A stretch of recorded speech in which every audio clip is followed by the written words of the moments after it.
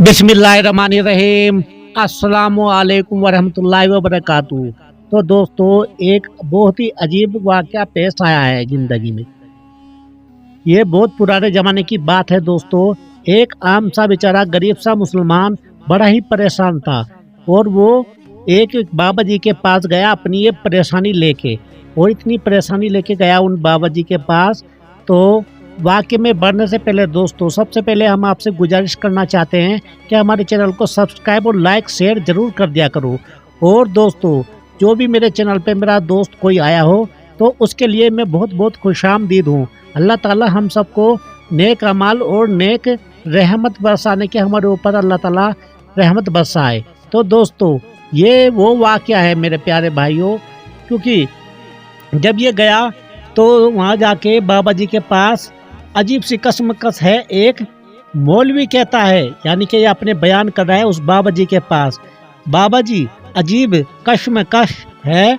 एक मौलवी कहता है बस अल्लाह को मानो, दूसरा मौलवी कहता है अल्लाह को भी मानो, अल्लाह के नबियों को भी मानो, तो नबी के सहाबा को भी मानो, ताबाइन को भी मानो, अल्लाह के वलियों को भी मानो, तो दाता साहब को भी मानो, बाबा फरीद को भी मानो। एक कहता है बस अल्लाह को मानो।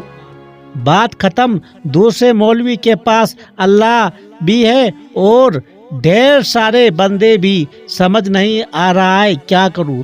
तो दोस्तों, ये बेचारा इतना परेशान, ये आम सा मुसलमान, एक गरीब सा मुसलमान, तो बाबा जी के जब ये पास जाता है वो अपनी सारी परेशानियां बताता है कि मैं करूं तो क्या करूं, किसके पास जाऊं। एक मौलवी कहता है कि फला के पास ना जा, एक मौलवी कहता है फला के पास जा। तो बाबा जी मेरी इसकी परेशानी की हल कर दो, क्योंकि मैं बहुत एक आम सा मुसलमान हूँ और मुझे बिल्कुल भी समझ नहीं आ रहा मैं करूँ तो क्या करूँ। इसका मुझे कोई हल निकाल दीजिए बाबा जी। यानी कि वो एक जो बुजुर्ग आलिम था, यानी कि दरवेश समझ लो आप। तो दोस्तों, उसी से ये बोल रहा है, क्योंकि वो जो दरवेश था वो भी बहुत अच्छा नेक इंसान था। तो वो उसकी बात जो है ना, बड़े ही गौर से उसने सोची समझी, और अपने बहुत सोच समझ के अब उस बेचारे आम से मुसलमान को भी इतना उदास है तो उसको भी कुछ समझाना था मेरे दोस्तों। तो बात ध्यान से सुनना दोस्तों, क्योंकि हर कोई आज के ज़माने में आप देख लो, कोई एक मौलवी के पास जाते हैं। जैसे कि आज हमारे मुसलमान में कितने फिरके परस्ती हो गई है, कितने फिरके बन गए हैं। ऐसे अल्लाह ताला ने या हमारे नबी करीम रसूलुल्लाह दोनों जहाँ के सरकार ने कभी नहीं हमें फरमाया।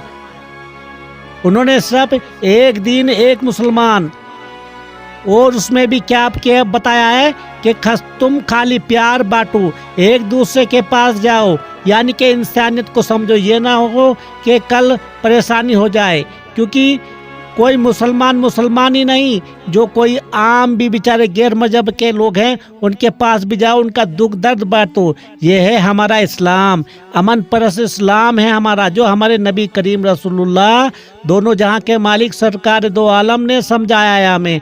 लेकिन आज के देखो, आज के लोग क्या क्या गुल खिला रहे हैं, कितने फिरके परस्ती बनते जा रहे हैं दुनिया में। और फिरके परस्ती को तो छोड़ो, ये तो पूरे जो लोग हैं पूरे इस्लाम पे भी नहीं खड़े उतर रहे मेरे दोस्तों।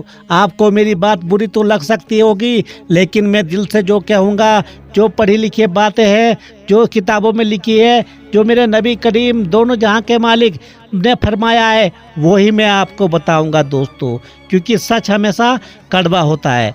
तो अब ये जो बाबा जी थे, जो दरवेश थे, ये बाबा जी मुस्कुराहट के साथ बोले, बेटा असहाब कैफ का कुत्ता जन्नत में इसलिए जाएगा क्योंकि वो अल्लाह के वलियों पे भौंका नहीं था।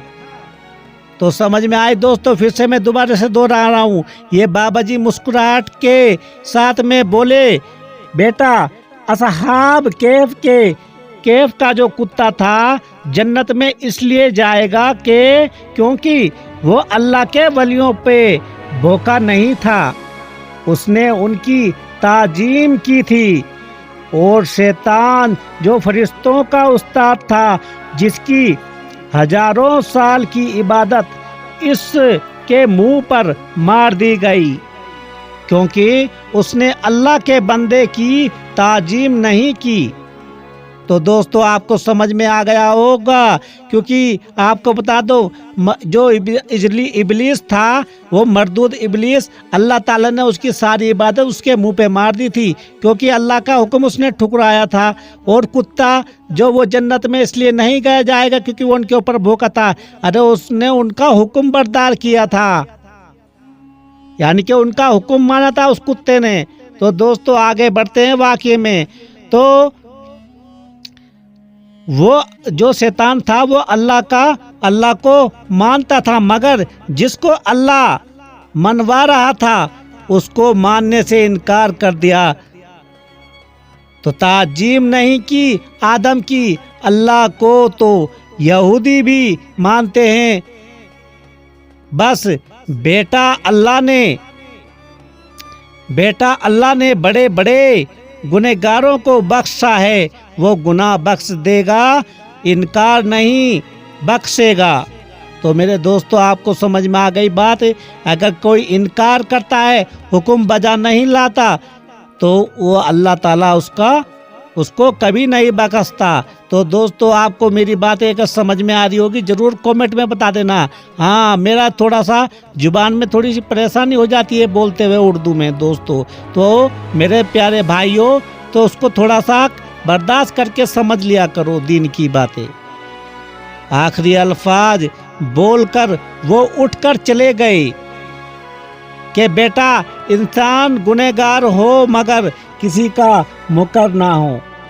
दोस्तों इंसान कुछ भी कर सकता है, लेकिन मैं तो यही कहूँगा इंसान को किसी का भी जो है ना दिल ना दुखाना चाहिए।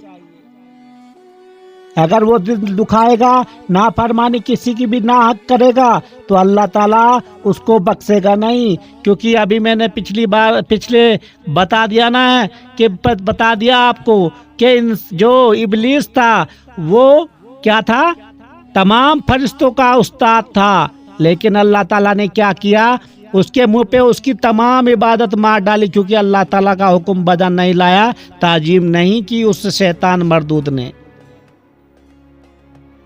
तो दोस्तों मेरे कहने का मतलब यही है, हमें इससे क्या सीख मिली आपको,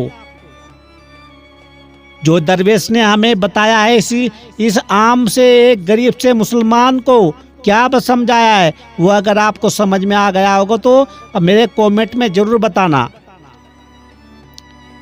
इंसान को हर वक्त ऐसी बात करनी चाहिए, सोच समझ के सोचना चाहिए कि मुझे क्या करना है क्या नहीं। तो इसलिए कभी भी किसी का दोस्तों जो कोई बोलता हो और वो हुक्म कुछ कहना चाहता हो तो उसका मुंह फेरना नहीं चाहिए। तो यही अल्लाह ताला को बहुत ही पसंद आता है वो इंसान। तो मेरे दोस्तों इसी चीज़ से हमें सीख मिलती है, हमेशा अपने माँ बाप की भी इज्जत रखो, अपने छोटे बड़ों का भी ख्याल रखो और कभी भी तकब्बुर ना लाओ अपने दिल में जैसे कि शैतान लाया था, क्योंकि वो बोलता था मैं आग से बना हूँ और आदम को मिट्टी से बनाया है। तो दोस्तों ऐसा मत सोचो, बस अल्लाह के रहम करम से हमें अच्छा नेक अमाल करने की तौफीक अदा फरमाए। आमीन सुम्मा आमीन। खुदा हाफिज मेरे।